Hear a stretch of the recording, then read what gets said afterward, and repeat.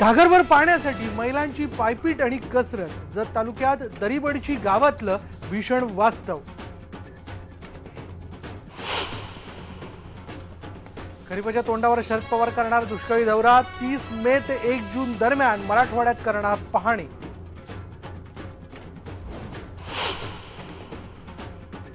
पाणीपुरवठा मंत्र्यांच्या गावात बसवलं हवेतलं बाष्प शोषून पाणी मिळवणारं यंत्र। लवकरच मराठवाड्यातल्या इतरही गावात येणार मशीन्स।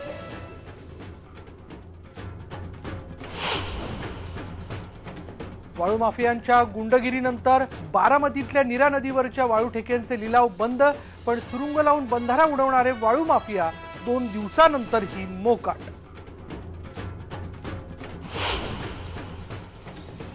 सिंधुदुर्ग जिल्ह्यातल्या वसुली गावात गेल्या 5 ते 6 महिन्यांपासून सुरू आहे झाडांची कत्तल। कारवाईचं आश्वासन देऊनही सर्रास सुरू आहे जंगलतोड।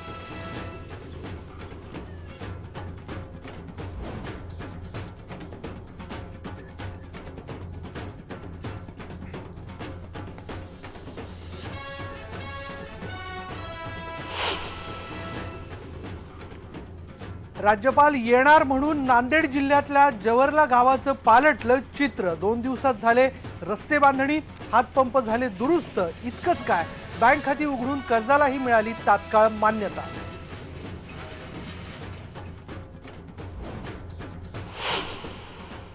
सांगलीच्या बातमीने सुरुवात करूयात। सांगलीच्या जत तालुक्यातल्या दरीबडची या गावाला मोठ्या पाणी टंचाईचा सामना करावा लागतोय।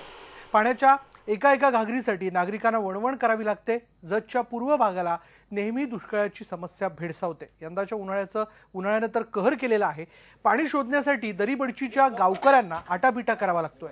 विहिरींनी तळ गाठलेला आहे आणि त्यामुळे अशा विहिरींमध्ये 2-3 फुटांचे खड्डे मारून पाणी शोधावं लागतंय। पाणी आणण्यासाठी महिलांना करावी लागणारी कसरत थक्क करणारी आहे। या वाडीप्रमाणे अनेक वाड्यांची स्थिती अशीच आहे।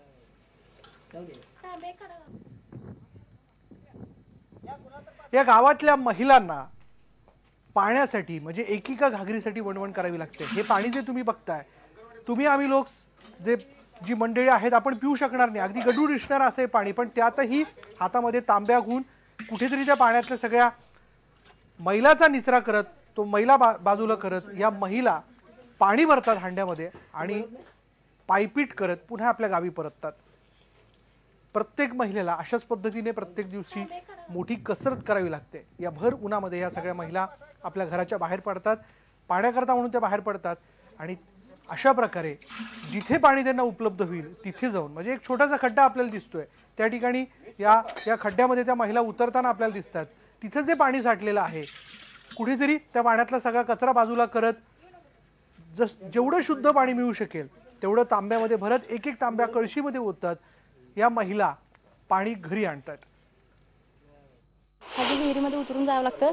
विहीर जाताना पण खूप अडथळे आहेत, म्हणजे असं खाली असं घसरंडी असल्यामुळे आमचे पाय घसरतात, पडण्याची पण भीती आहे। खाली पाणी पण खूप खोलमध्ये असल्यामुळे आम्हाला आतमध्ये उतरून पाणी घेताना पाय घसरतो, कधी कधी म्हणजे पडू पण शकतो ना, त्यामुळे आम्हाला खूप धोक्याचं आहे पाणी वापरायचं।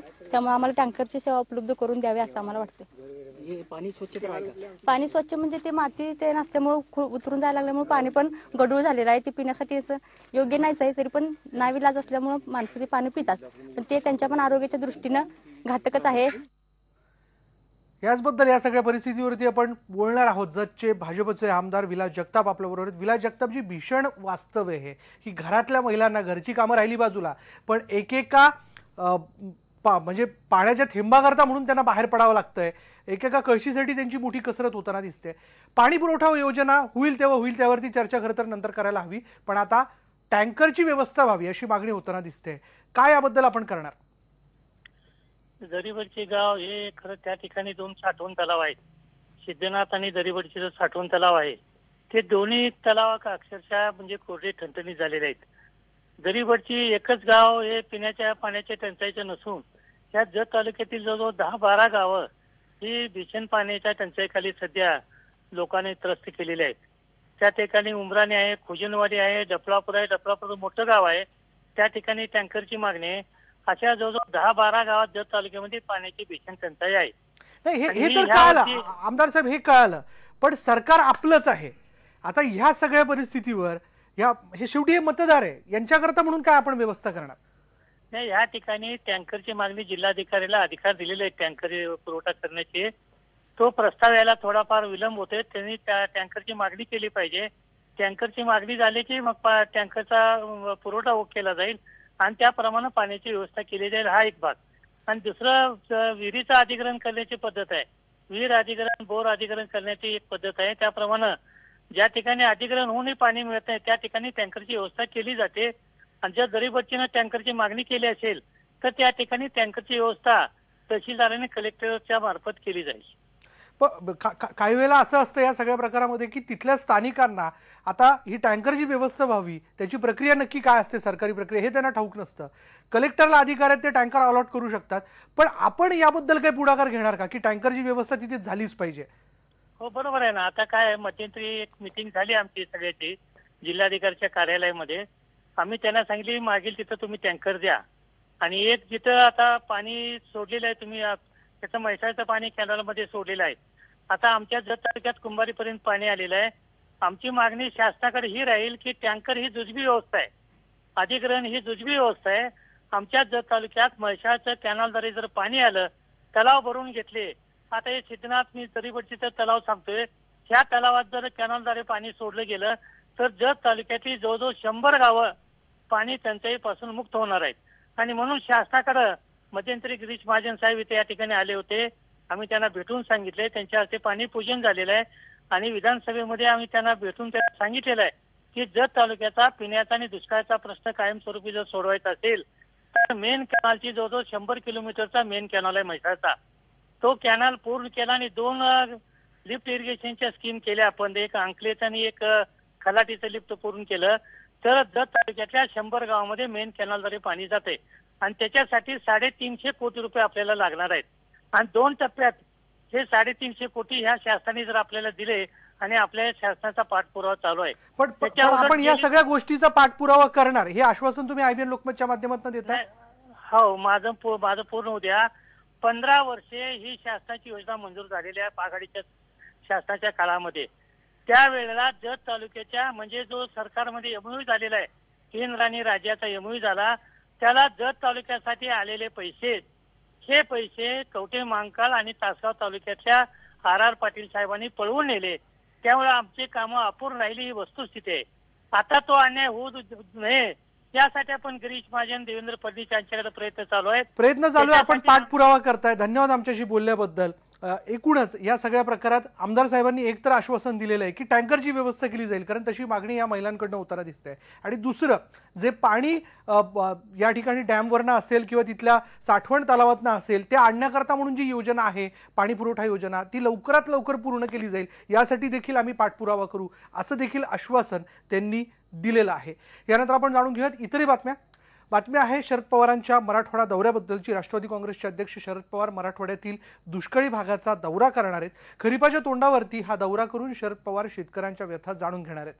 30 मे, 31 मे आणि 1 जूनला पवारांचा हा दौरा असणार आहे. मराठवाड्यातल्या औरंगाबाद, जालना, बीड, उस्मानाबाद आणि लातूर जिल्ह्यातील दुष्काळाची पाहणी शरद पवार करणार आहेत अशी माहिती मिळते.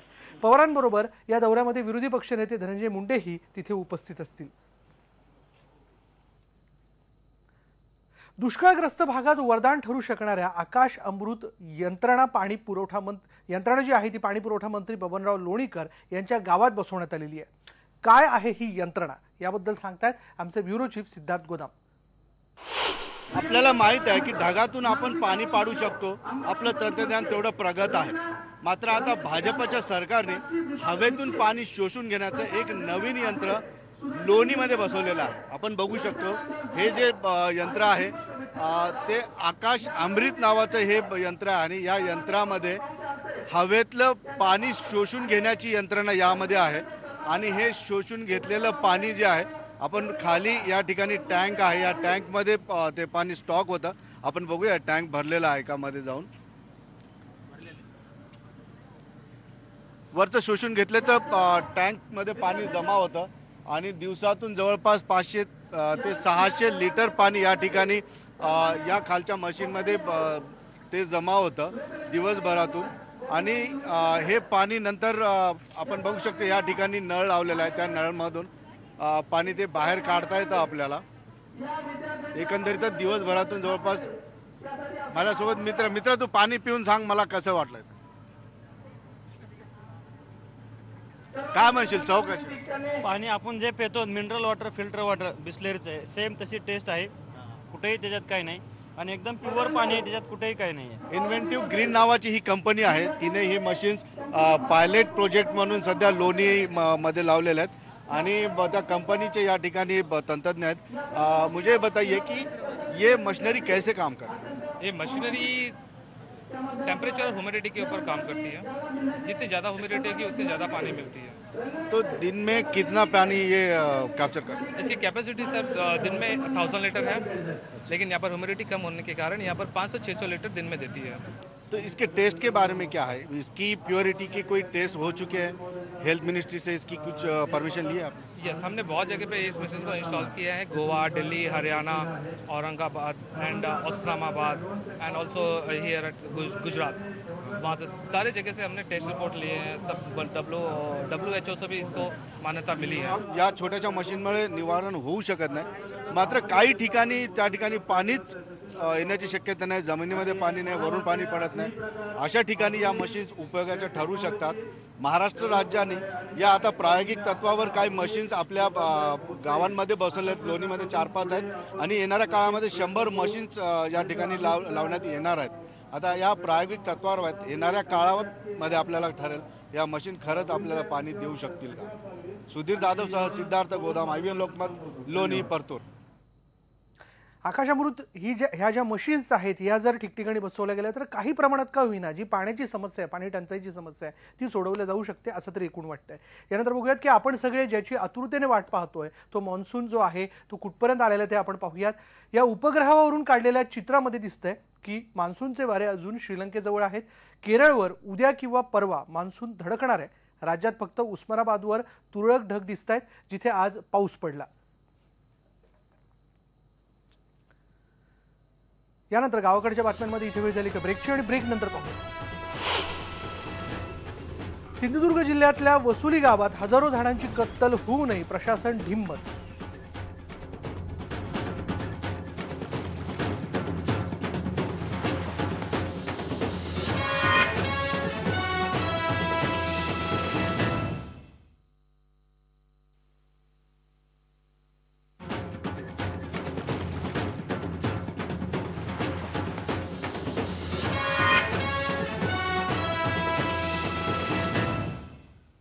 ब्रेकनंतर बातमी आहे कुडाळमधून. कुडाळ तालुक्यातल्या वसुली गावातल्या जंगलामध्ये हजारो झाडांची बेसुमार कत्तल केली गेली आहे. वनविभागाने कारवाई करू असं आश्वासन दिलंय पण अजून कुठलीच कारवाई सुरू झालेली नाहीये. पाहूयात हा स्पेशल रिपोर्ट.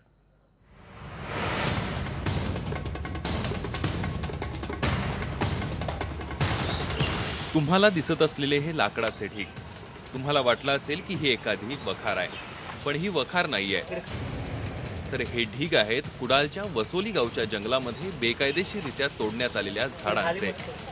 वसोलीच्या जंगलात ही बेसुमार वृक्षतोड केली गेली आहे.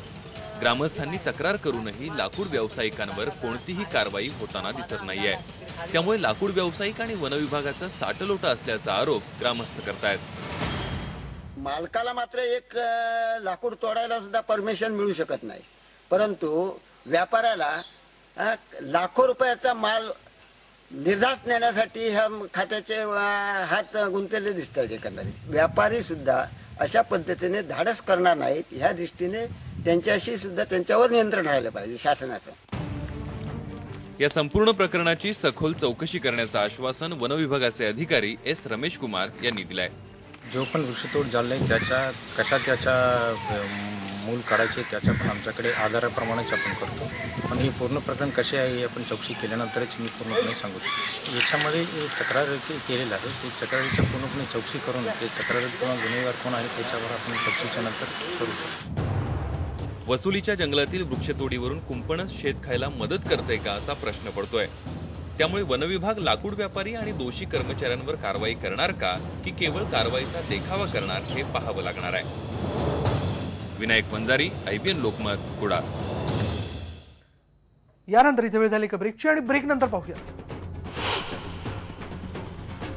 राज्यपाल येणार म्हणून नांदेड जिल्ह्यातल्या जवरला गावामध्ये सुरू झाली विकास कामं. 2 दिवसात पालटलं गावाचं रूप.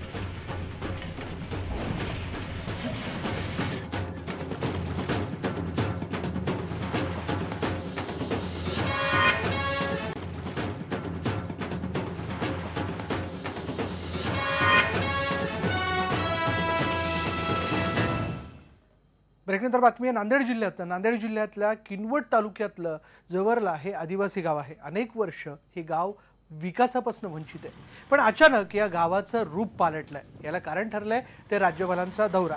राज्यपाल सी विद्यासागर राव 29 मे रोजी जवरला या गावाला भेट देणार आहेत. कधीही गावाकडे न फिरकणारे अधिकारी आणि स्थानिक नेते राज्यपाल येणार म्हणून गावात तळ ठोकून आहेत. इथं सारे सरकारी अधिकारी आता झपाटून कामाला लागलेत. आदिवासींच्या समस्या जाणून घेऊन त्या सोडवल्या जात आहेत आणि गावात सर्व सुविधाही केल्या जात आहेत. अवघ्या 2 दिवसात रस्ते चकाचक झालेले आहेत. हातपंप दुरुस्त झालेत, आधार कार्ड निघाले, बँकेत खाती उघडून तात्काळ कर्ज मंजुरीही करून देण्यात आली आहे.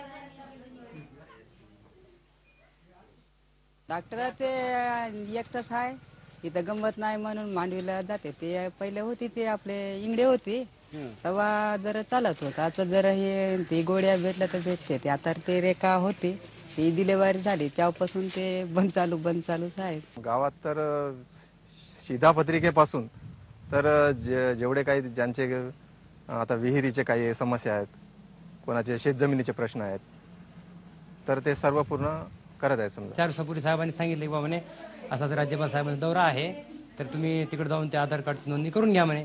मग त्यामुळे आम्ही काल येणार होतो, पण काल काही थोडंसं शक्य झालं नाही म्हणून आम्ही आज सकाळी आलो. दरम्यान राज्यपालांच्या दौऱ्याची तयारी सुरू आहे आपण बघतोय, पण गावात सुरू असलेली कामं जी आहे ती नियमित असल्याचं प्रशासनाकडून सांगण्यात आलंय. महामहिम राज्यपाल महोदय यांचा जवळल्या या गावामध्ये प्रस्तावित दौरा आहे. यामध्ये माननीय राज्यपाल साहेब आपले जे आदिवासी बांधव आहेत त्यांच्याशी संवाद साधणार आहेत आणि त्यांच्या समस्या जाणून घेणार आहेत. आता राज्यपालांच्या दौऱ्यानिमित्त का होईना इथल्या लोकांना योजनांची माहिती दिली जाते आणि कामे देखील तात्काळ सुरू झाल्याने गावकरी समाधानी आहेत. त्यानंतर गावाकडच्या बातम्यांमध्ये आपण इथे थांबणार आहोत. पहा फक्त IBN लोकमत.